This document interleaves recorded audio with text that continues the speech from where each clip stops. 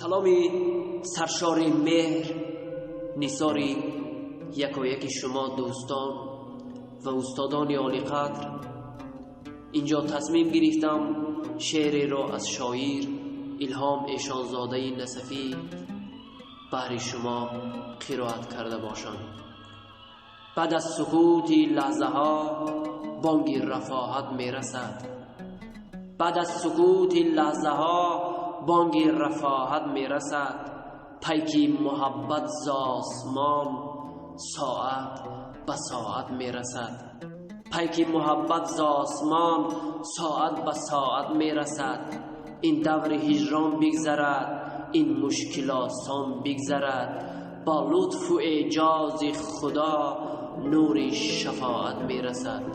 هر درد را درمان بود، هر رزم را پایان بود. در خانه مان و صبر کن، از حق بشارت می رسد. در خانه مان و صبر کن، از حق بشارت می رسد. 6 قطعه دارد گفتگو از رفع عصیان و عدو. زین رو امید و آرزو تا اوج رفعت می رسد. ای دل پی دنیا مرو، دنیا به کام اژدهاست. ای دل پی دنیا مرو، دنیا به کام اژدهاست. زن خیمه بر دامان شب، صبح سعادت می رسد. آن روز می آید یقین با امر صدرالعالمین. اهل بشر را مژده امن و سلامت می رسد.